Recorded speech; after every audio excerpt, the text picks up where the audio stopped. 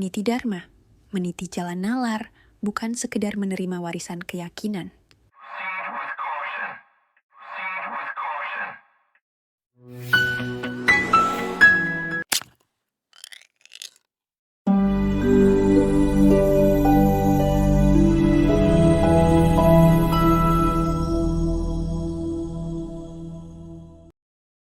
Daging babi mungkin adalah makanan paling kontroversial sejagat. Bisa dibilang raja drama di dunia kuliner.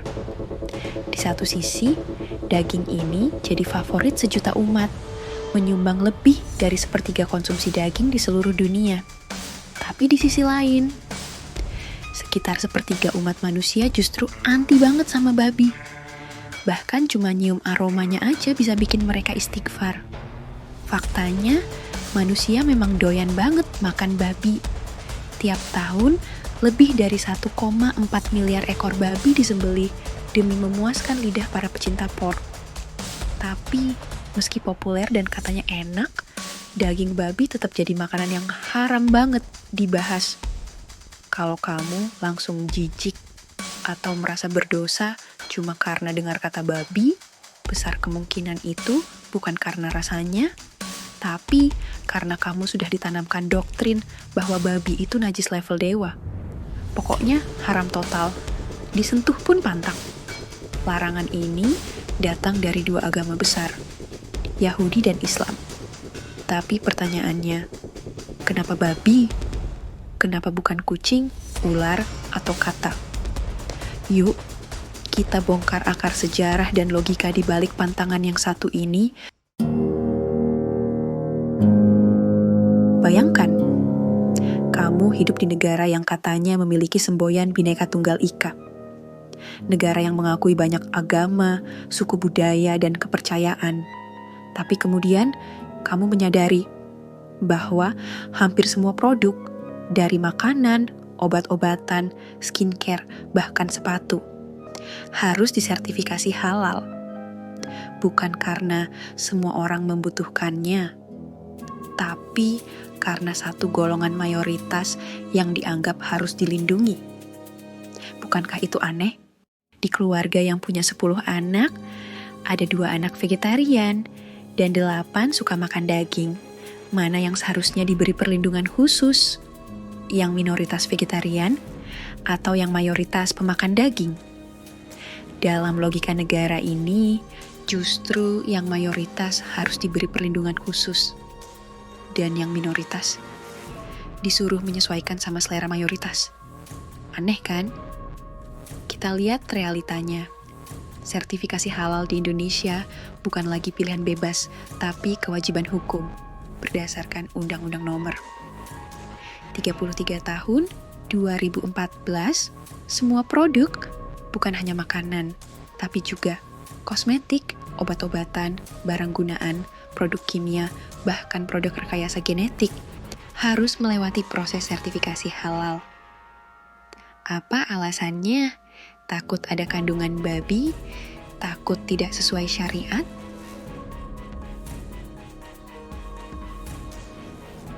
Tapi, pertanyaannya lebih besar dari itu. Kenapa negara mewajibkan seluruh warga dari semua agama tunduk pada standar satu agama saja? Umat Islam dibilang perlu perlindungan dari produk tidak halal. Tapi, bagaimana dengan sebagian umat Hindu yang menganggap sapi itu suci? Kenapa tidak ada larangan menjual daging sapi? Bagaimana dengan umat Buddha atau penganut kepercayaan lokal? Atau mereka yang tidak beragama sama sekali? Apakah warga negara selain Islam dianggap tidak punya hak juga yang harus dilindungi? Kenapa negara tidak memberikan perlindungan yang sama? Ini bukan cuma soal makanan. Ini tentang bagaimana agama mayoritas dijadikan standar nasional. Padahal dasar negara adalah Pancasila yang menjunjung keberagaman dan pluralisme. Tapi kenapa otoritas satu agama bisa mendominasi dan merambat masuk ke segala aspek kehidupan? Dulu kita bisa memilih beli apa saja. Sekarang bahkan sabun cuci muka pun harus halal. Bayangkan kalau kamu non-muslim. ingin menjual produk ke komunitasmu sendiri, tapi tetap diwajibkan ikut aturan sertifikat halal. Logika macam apa itu? Kalau alasannya adalah kesehatan dan kualitas produk, kenapa bukan BPOM yang cukup? Kenapa harus MUI, BPJPH, LPH, dan semua birokrasi keagamaan ikut campur? Dan, ya, MUI tetap jadi lembaga yang memutuskan fatwa halal atau tidak. Meski disebut netral, faktanya, fatwa agama satu kelompok digunakan sebagai aturan nasional. Ini bukan lagi tentang menjaga umat, tapi menguasai ruang publik dengan simbol dan aturan satu agama. Pluralisme seolah hanya slogan. Yang minoritas disuruh toleransi, sementara yang mayoritas diberi semua hak istimewa. Dan jangan salah, di balik aturan ini ada keuntungan ekonomi besar yang dinikmati segelintir pihak. Lembaga seperti MUI, melalui LPPOM-nya, menjadi salah satu pemegang kuasa penuh atas proses sertifikasi ini. Bayangkan, sebuah institusi keagamaan mendapatkan kekuasaan dan keuntungan ekonomi dari regulasi negara. Apakah ini netralitas atau bisnis yang dibungkus moral? Sekarang, bandingkan dengan Singapura, negara tetangga yang lebih kecil, tapi punya pemikiran jauh lebih besar. Singapura juga punya komunitas minoritas Muslim di sana, dan untuk wisatawan Muslim yang berkunjung ke Singapura, tapi di sana sertifikasi halal bersifat sukarela. Hanya restoran dan produk yang memang ingin melayani konsumen Muslim yang mengajukan. Negara tidak ikut campur terlalu jauh. Negara menghormati pilihan dan perbedaan. Semua bisa hidup berdampingan tanpa saling menindas atas nama norma mayoritas. Maka, pertanyaannya, apakah kita benar-benar Bhinneka Tunggal Ika? Atau hanya memakai semboyan itu sebagai hiasan sementara kebijakan negara perlahan menyingkirkan minoritas dari ruang publik? Apakah kita masih percaya bahwa negara ini milik semua warga? Atau sebenarnya negara ini sudah lama dikuasai oleh tafsir satu golongan? Sertifikasi halal seharusnya bersifat pilihan, bukan kewajiban. Karena keberagaman bukan tentang menyeragamkan, tapi memberi ruang bagi yang berbeda untuk tetap bisa hidup setara. Menariknya, jika kita tengok lagi ke negara tetangga lainnya, Malaysia, negara yang juga mayoritas Muslim, bahkan lebih tinggi proporsi penduduk Muslimnya dibanding Indonesia, justru mengambil pendekatan yang jauh lebih dewasa. Di sana, sertifikasi halal tidak diwajibkan secara menyeluruh. Ia bersifat sukarela. Hanya produk dan restoran yang ingin menyasar pasar Muslim saja yang mengajukan sertifikat halal dari Jakim. Yang tidak apa-apa.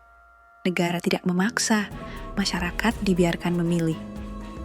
Produk non-halal seperti alkohol, daging babi, atau menu khas etnis Tionghoa dan India bisa tetap dijual secara terbuka selama diberi label yang jelas. Tidak ada stigma, tidak ada pemaksaan. Di Malaysia, negara hadir sebagai pelindung semua, bukan hanya sebagai penjaga nilai-nilai satu golongan. Mereka paham bahwa pluralisme bukan ancaman, melainkan kekayaan yang harus dipelihara. Ironis bukan? Indonesia yang mengklaim diri sebagai negara Bhinneka Tunggal Ika justru semakin menunjukkan watak dominasi mayoritas. Sementara Malaysia yang dalam banyak hal lebih konservatif secara agama justru memberi ruang hidup bagi semua identitas. Konstitusi Indonesia UUD 45 pasal 29 ayat 2. Negara menjamin kemerdekaan tiap-tiap penduduk untuk memeluk agamanya masing-masing dan untuk beribadat menurut agamanya dan kepercayaannya itu. Artinya, kewajiban sertifikat halal secara umum bertentangan dengan semangat ini jika hanya melindungi mayoritas dan mengabaikan hak minoritas dan tidak memberi ruang hidup bagi produk non-halal. Indonesia bukan negara agama, Tapi dalam kebijakan halal, negara bersikap seolah-olah ia bagian dari satu agama. Ini bukan perlindungan, ini dominasi. Tapi pada akhirnya, semua drama tentang sertifikasi halal, lembaga-lembaga pemeriksa, labelisasi sampai ke lipstick dan hand sanitizer, semua itu bermuara pada satu hal, ketakutan akan babi. Ya, bukan soal standar kesehatan, bukan soal kualitas produk, tapi soal kekhawatiran ritual, bahwa entah bagaimana, dalam makanan, obat, bahkan parfum, ada jejak dari hewan yang diharamkan ribuan tahun lalu. Coba pikirkan baik-baik, kenapa negara sampai perlu membuat undang-undang nasional, memaksa jutaan pelaku usaha, menghabiskan anggaran miliaran rupiah, hanya untuk memastikan tidak ada babi dalam kehidupan kita. Ini bukan lagi soal iman, ini sudah jadi obsesi kolektif. Lihat baik-baik, pasta gigi, sabun muka, beda, hairspray, sampai sepatu kulit pun sekarang wajib sertifikasi halal. Serius? Sepatu halal? Emangnya ada orang ngemil sepatu dan sandal?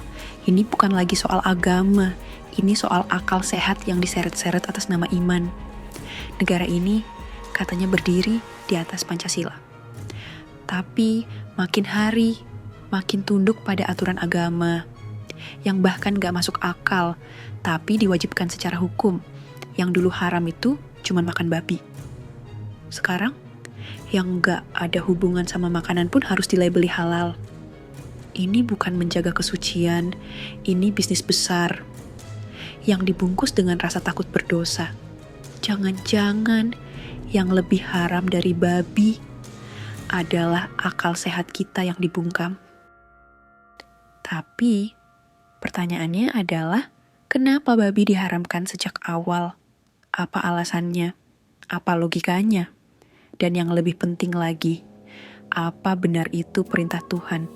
Kalau benar perintah Tuhan dan itu haram, kenapa Tuhan menciptakan babi? Atau ini sekadar salinan hukum kuno dari kitab yang lebih tua? Mari kita bedah.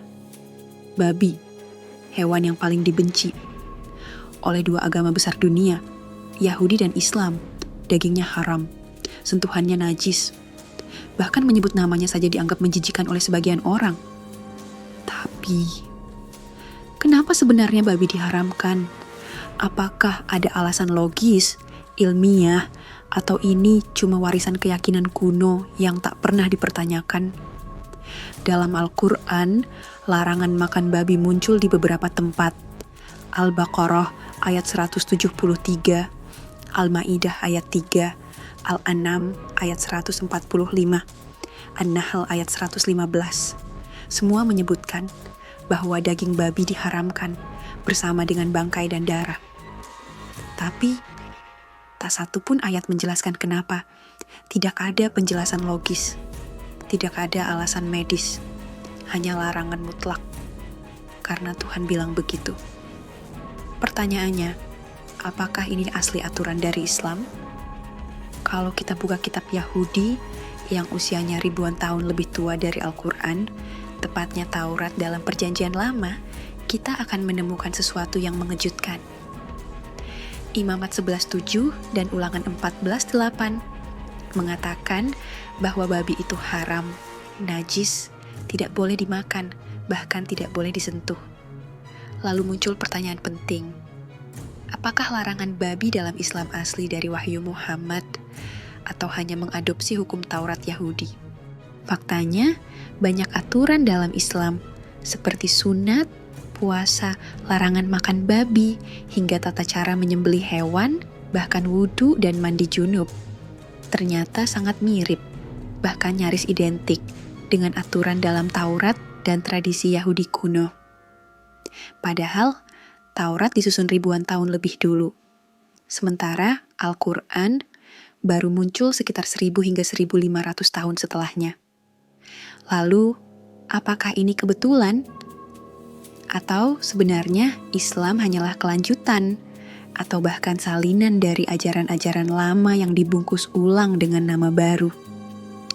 Jika doktrin yang diklaim turun langsung dari Tuhan ternyata sangat mirip dengan ajaran sebelumnya? Apakah itu wahyu yang orisinal atau hanya adaptasi dari warisan agama sebelumnya? Lalu, pertanyaannya, jika benar Islam adalah wahyu terakhir dari Tuhan yang Maha Kuasa dan Maha Inovatif, mengapa banyak ajarannya hanya mengulang hukum lama dari agama sebelumnya? Apakah ini wahyu atau hanya copy-paste spiritual dengan kemasan baru? Ini bukan kebetulan. Ini cerminan dari akar sejarah yang saling terkait. Tapi anehnya, hari ini justru kita melihat di lapisan paling bawah, umat dari dua tradisi ini saling bermusuhan. Faktanya, saat sekarang Israel berperang melawan Iran, negara Arab Saudi, UIA, Mesir, Yordania, dan Bahrain malah menjadi mitra strategis Israel. Di balik layar, mereka duduk di meja yang sama, satu blok ekonomi dan politik. Tapi, di lapisan bawah, umatnya terprovokasi untuk saling membenci demi agenda yang tidak mereka mengerti. Agama dijadikan topeng, fanatisme jadi bahan bakar, dan umat awam dibiarkan bertikai, sementara elitnya berbisnis dan berstrategi. Mungkin saatnya kita bertanya, siapa yang sebenarnya diuntungkan dari semua ini? Dan siapa yang sebenarnya sedang dipermainkan?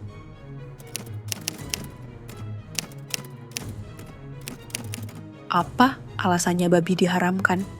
Selama ini, orang-orang sering bilang, karena babi itu kotor, karena dagingnya mengandung cacing pita, karena babi makan sampah. Tapi, kalau kita pakai logika sederhana di abad ke-21, semua hewan bisa bersih atau kotor, tergantung bagaimana dipelihara. Daging sapi pun bisa berbahaya kalau tidak dimasak. Ayam juga makan kotoran.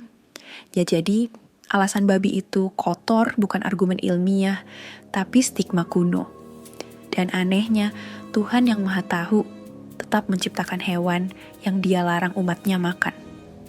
Antropolog seperti Mary Douglas mengatakan bahwa larangan babi dalam Taurat bukan soal kesehatan, tapi soal kesucian dan simbolisme. Sedangkan Marvin Harris berargumen bahwa larangan babi muncul karena babi butuh air dan makanan manusia, tidak cocok dengan lingkungan Timur Tengah yang panas dan kering, tidak bisa jadi hewan pekerja seperti sapi atau unta. Jadi, larangan itu berasal dari kondisi ekonomi dan ekologi, bukan dari wahyu ilahi.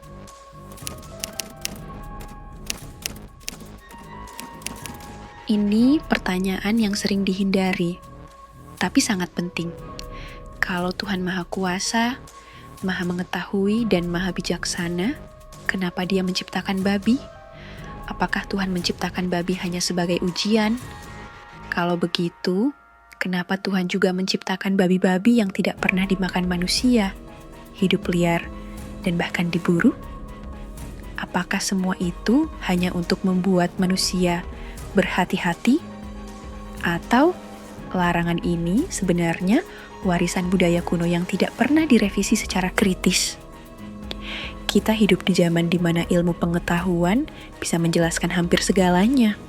Tapi masih ada banyak aturan hidup yang kita ikuti tanpa tahu asal-usulnya.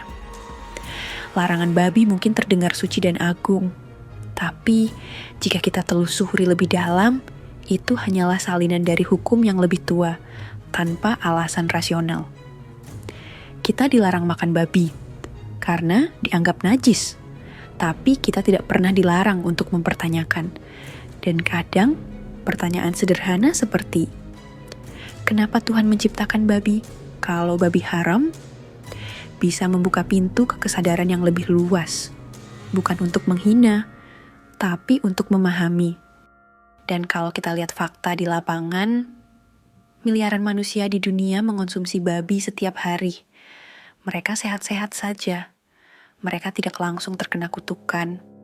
Bahkan negara-negara dengan usia harapan hidup tertinggi seperti Jepang, Korea Selatan, Tiongkok, Jerman, semuanya penduduknya mengonsumsi daging babi.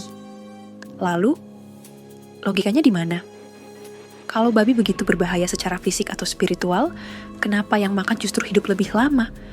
Dan yang lebih aneh lagi, babi haram. Tapi poligamis boleh? Padahal jelas-jelas poligami membuka pintu ketidaksetaraan, luka batin, dan penindasan terhadap hak perempuan. Tapi sistem moral agama ini memilih untuk takut pada daging babi, tapi diam soal penindasan wanita. Mungkin babi bukan masalah utamanya. Mungkin masalahnya ada pada cara kita percaya tanpa berpikir. Kalau negara benar-benar adil, biarkan sertifikasi halal jadi pilihan, bukan paksaan. Berikan ruang juga untuk vegetarian, bebas kafein, bebas sapi, bebas gula, atau bahkan bebas dari dogma agama. Karena keberagaman tidak bisa hidup kalau semua hal harus diseragamkan atas nama Tuhan versi mayoritas.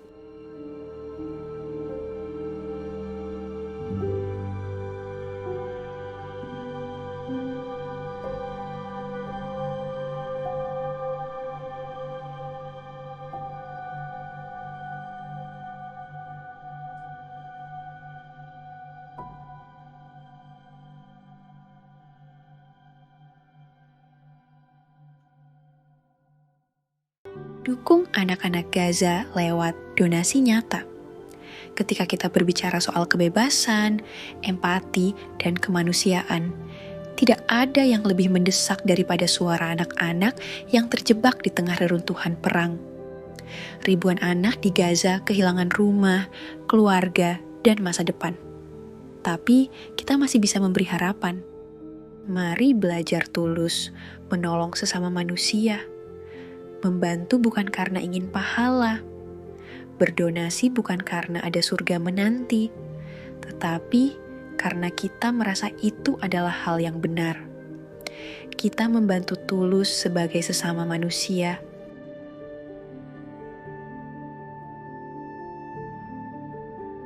Niti Dharma mengajak Anda untuk ikut ambil bagian dalam perjuangan kemanusiaan ini. Palestine Children's Relief Fund PCRF adalah lembaga medis non-profit yang memberi perawatan gratis untuk anak-anak di Gaza. Tanpa memandang agama atau politik, ini murni untuk kemanusiaan. Seluruh donasi Anda akan diterima langsung oleh PCRF, tidak dipotong oleh YouTube, tidak lewat Niti Dharma.